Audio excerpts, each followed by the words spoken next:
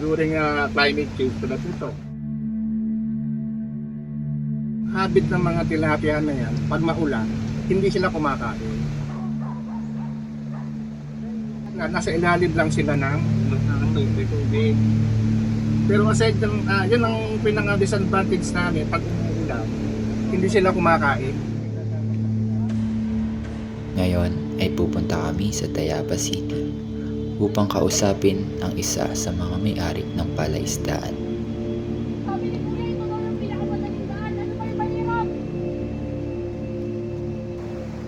At alamin ang epekto ng pagbabago ng klima.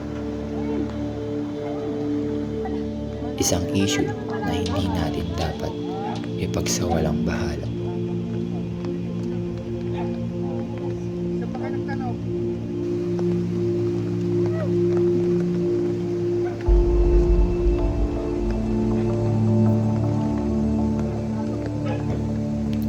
Ito ang kwento ng epekto ng hindi maipaliwanag na pagbabago ng klima sa ating yamang tubig. Sir, ano po ang inyong pangakot? Ano po yung name po dito ng farm po? Sabi, wala pong name to. Hindi ko pati ano yung farm nito is matagal ng farm ito. Patalisanin na lang. Dito po farm. Tatamantala. Nasabi niyo din po 10 years na po itong tilapia. Ano po? Okay. So, anong kon natin ngayon dito about the climate change? Ano ba ito na main topic natin? Apo. Tapos, konting background lang po dun po sa paano po kayo nag-start po dito sa pag-aquaculture niyo po, especially po dito po sa palaisda. Sa pag-aquaculture, una talagang wala akong ka-idea. So, nag-isip ako ng magandang, hindi naman to talagang totally negosyo. Hindi ko kailangan totally negosyo. Hindi parang libangan lang. Habit lang. So sa pagtitilapiyaan, dati wala akong idea, no? Ang ginawa ko noon ay nagmembro ako ng pandito ng fishery. Kasi dito sa Tayabas, meron ditong binubuo na asosasyon ng Tayabas Fisheries Aquaculture Association Incorporated. During that time ay nagkakaroon kami ng yung samahan namin nagkakaroon ng mga excessive seminar regarding mga freshwater. Totally ito mga freshwater eh. So yung mga seminar namin na yan, doon ko unti-unting nalaman at nagkaroon ako ng mga idea tungkol sa pag-aalaga nito. Sa likod ng katahimikan ng lalawigan, matatagpuan ang isang yamang tubig na nagbibigay buhay at kabuhayan sa marami. Isang palaisdaan na hindi lang pinagkukunan ng pagkain, kundi kwento rin ng pag-asa at pagsusumikap. Marami pa kaming mga produkto dito. Ginagawa namin ng kahit na konti. So, dito naman po, may nakaharap na po ba kayong hamon po regarding po sa climate change po dito po sa pag-aquaculture? Ay marami na. Wala ko sa sa climate change natin. Regarding tilapia lang kasi ito lang muna ang aking nilalagaan. Yes. Sa regarding tilapia, during climate change tulad nito, diba? Climate change ito na excessive rain, diba? Ang habit ng mga tilapia na yan, pag maulan, hindi sila kumakain. So sila, nasa ilalim lang sila ng tubig. Pero aside ng, yun ang pinaka-disadvantage namin pag umuulan, hindi sila kumakain. Nasa ilalim lang sila. So, paano nyo naman po napapanatili po yung quality po ng water po during this time nga po ng mga nakakita? Or bigla kong iinit, bigla kong ulan?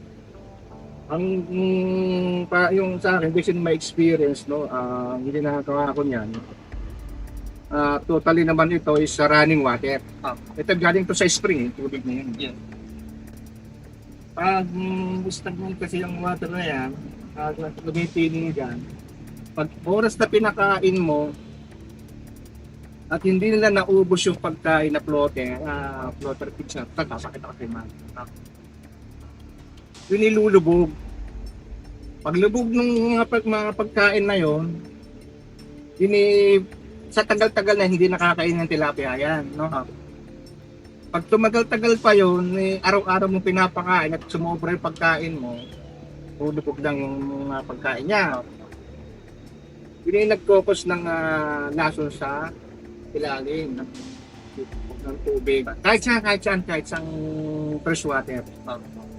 Kahit saan lugar. Nag-focus ng lason niya sa tubig na ang tawag doon ay ammonia. Okay. Pwede po nagmumula. So na nagkakaroon ng tinatawag na yun ang isang sanhi ng fish kill. So maraming ammonia sa loob ng ilalim ng life na. So, kailan nyo naman po napansin po yung epekto po ng climate change po dito po sa ating dito sa Yung napansin ko lagi pag ako namamatay, may nakita ko mga tilapia doon ng mga patay na. Yun ang tinetest ko dyan. Total, based on my experience lang naman sa akin.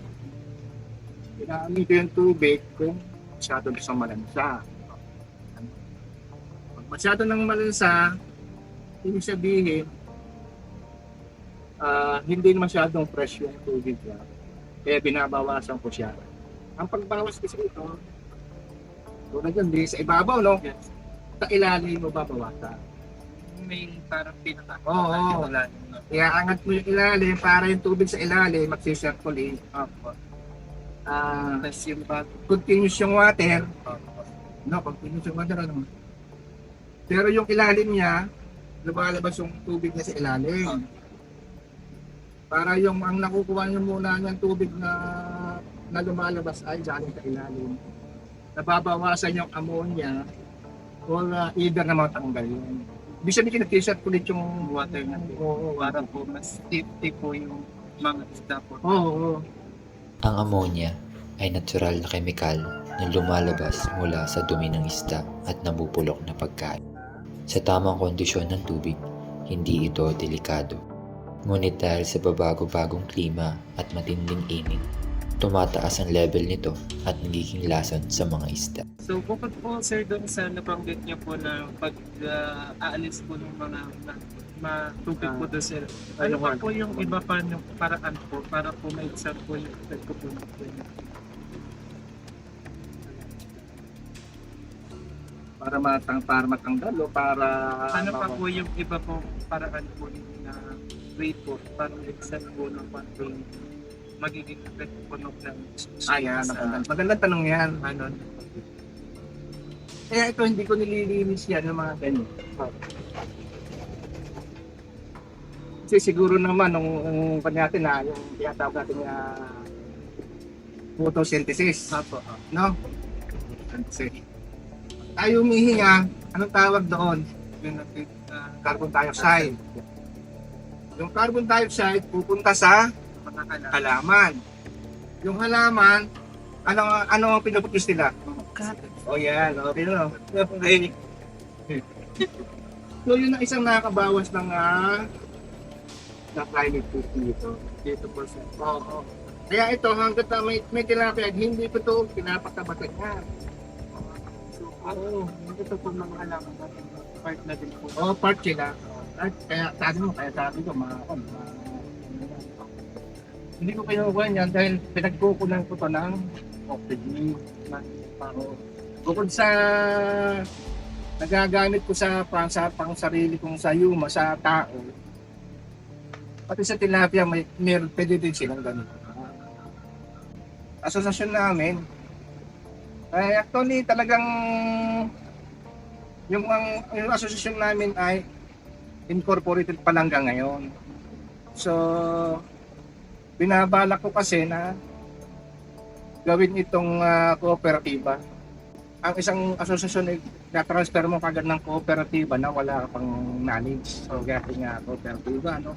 Ang ginagawa ko lang kasi, dinadahan-dahan ko yung mga miyembro, dinadahan-dahan ko yung organization namin na step by step pa.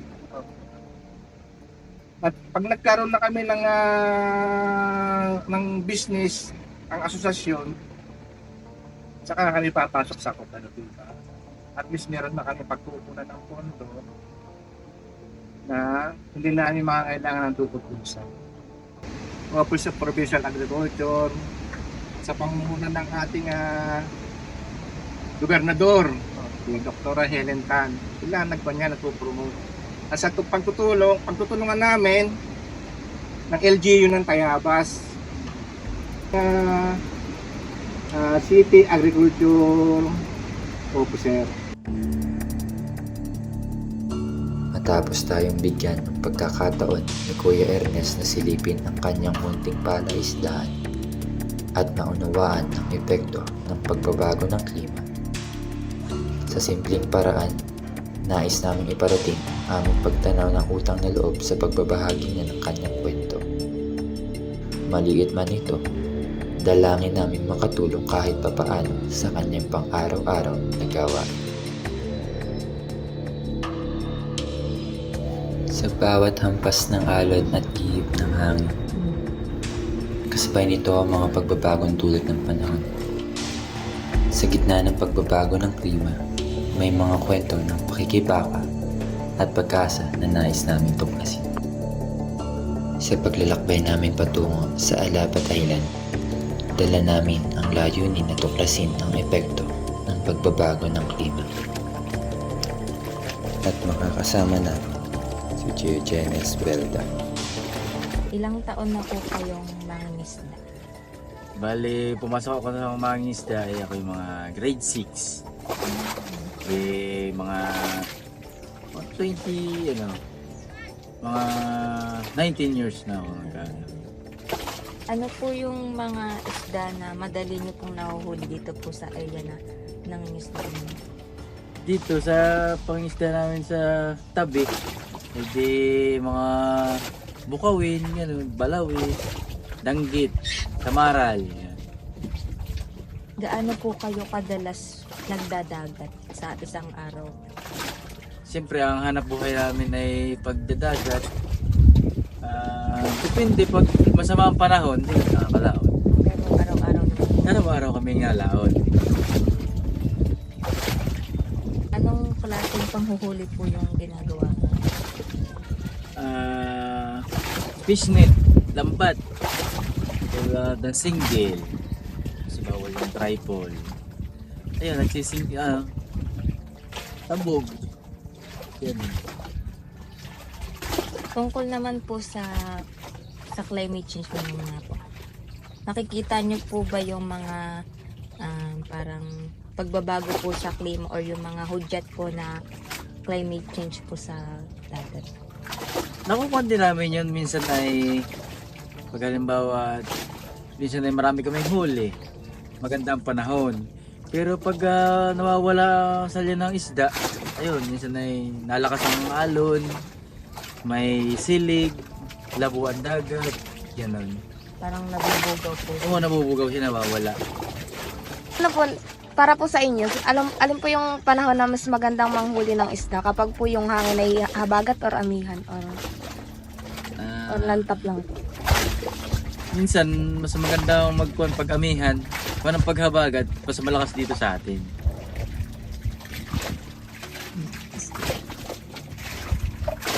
Ano naman, saan po nagsimula yung inyo pong pangingisda? Parang paano po kayo na-inspire mangisda? Dati, bago ako pumasok sa pangingisda, nakikita ko kasi yung mga datihan, marami sila nahuhuli, malaking kinikita. Kaya ako naging mangingisda ang aking naging hanap buhay. Para po sa inyo, sa kabila po nung nangyayaring climate change, lalong-lalo na po ngayon, nagiging sapat pa rin po ba yung kita sa pangingisda sa sa pagtataguyod po ng pamilya? Medyo maganda pag minsan ang kita, pero okay naman kahit papaano. pang araw-araw, okay naman ang nailiba naman namin. Di ba po na mahal yung presyo ng isda kapag po na kung panahon na kakonti yung isda kapag po mahirap manghuli. Pero mas maganda, alin po yung mas maganda doon? Yung pong pag ganun o yung pong pag marami kayong huli na kahit mura. Mura lang yung isda na presyo. Dito sa amin, may patakaran din kami dito eh. Pag kahit masama ang panahon, ganun pa rin ang presyo namin. Ay, ganun po dito. Hindi ka naman pwedeng magtaas ng presyo. Siyempre may magagalit. May kukuhan din na ibang mangingisda. Okay. Yun ako na yun.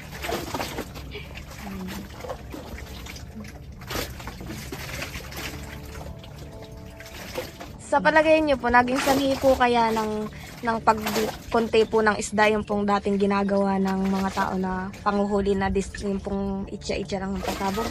Yung pong... Dynamite. Oho. Dynamite fishing. Dito kasi, di ko po alam mo no nakaraang sibilisasyon nung una. Hindi ko alam kung may dynamite fishing dito. Ang alam ko dito sa atin, parang lason lang yung kukuhan dito sa lalason, namamana. Ganun lang ang kalam ko dito. May epekto po kaya yun sa ibang... Napakalaki ng epekto ng pagda-dynamite fishing sa pagpasok ng isda dito. Para babara din ng coral, pangainan nila ng ano. Ayun pong laso na sinasabi mo po. Isa din yun sa ano, isang kwan din sa amin, gawa ng pag naamoy ng isda ang coral na may lason, hindi na rin sila nasampa. Nababawasan yung aming pinagkukuhanan dito na isda. Kaya dumadayo kami sa ibang barangay. Parang nasisira po yung kanilang mga Nasisira din. Taga ibang barangay din kasi ang napasok dito para mas Sa kagandahang walang dinamitong gumagamit sa pangingisda sa karagatan, kapalit naman ito ay ang mga lason na nakukuha sa mga halaman sa ilalim ng tubig. Naepektuhan ng huli ni Kuya J. Jenes na nagsanhi ng pagkaunti at kung makikita nyo ay napakadumi ng tubig. Sa palagay nyo lang po, paano po nakaka-apekto yung climate change sa mga huli po? Nahihirap po kami gawa na minsan siyempre nawawala ang huli na nawala kami ng kita sa araw-araw Sa ano naman po, sa paghuhuli po? sa panghuhuli na isda. Labot ng tungkol sa ano? Yung range po ng paglalang. Di pagka ako na hindi kami nakakapanghuli. Hindi po talaga. Ano pagpakaramdam niyo po ay masama? Oo, masama ang pagkulang. May mga pagkakano po ba na parang naabot po kayo mismo sa dyan po? Inaabot kami dyan ng lakas.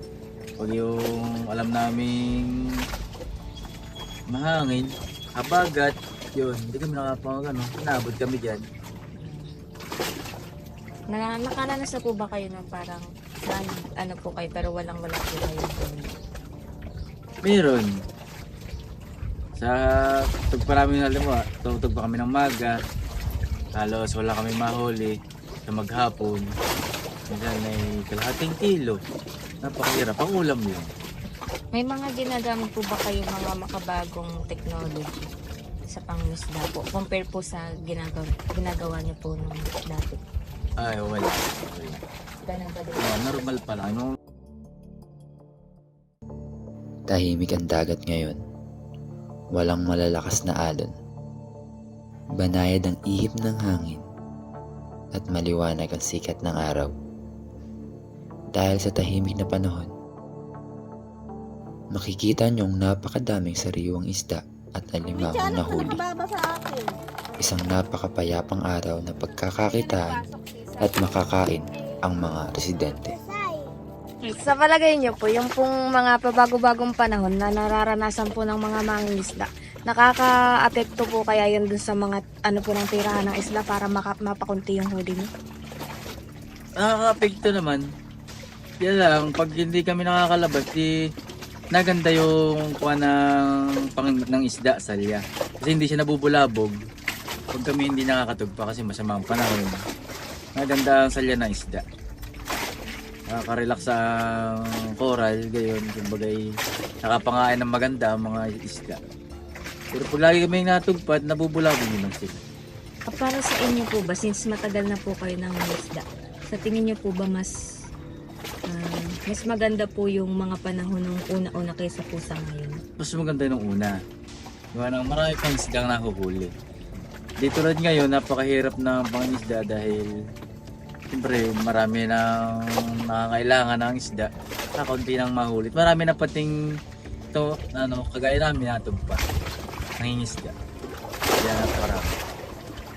Sa ano naman po, sa mga pag-ulan-ulan naman, pansin niyo po ba na mas nagiging tag-ulan na po ngayon kaysa po noon? Oo naman. Mas madalas ngayon ang tag-ulan. Marami sa nung una. Sa ano naman po, yung pong pagtaas naman po ng tubig sa dagat. High-tide. Parang ang tingin ko ngayon, parang mas lumaki ang tubig ngayon kaysa dati. Kasi dati hindi ito napapasok ang tubig, ngayon ay nataas ng tubig. Kaya mas kuhan ngayon ng tubig, mas alsa, mas malaki. Sabi nga po ay parang yun nga daw pong yelo sa north at south.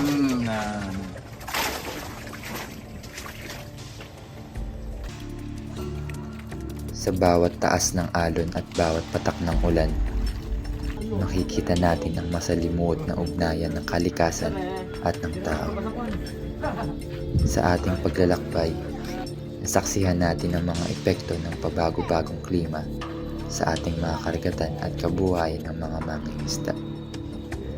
Hindi lamang ito isyu ng kalikasan, kundi isang isyu ng buhay at kabuhayan ng milyong-milyong mga tao. Sa pagtatapos ng aming paglalakbay, natutunan namin hindi lang ang kalikasan ang nangangailangan ng pagbabago, kundi pati na rin ang ating pananaw at aksyon. Ang klima at karagatang magkasama nating tinatamasa ay kasama rin nating dapat protektahan. Mula sa lahat ng kwento at hakbang na aming naranasan, nais naming iparating na ang solusyon sa pabago-bagong klima ay nagsisimula sa bawat isa.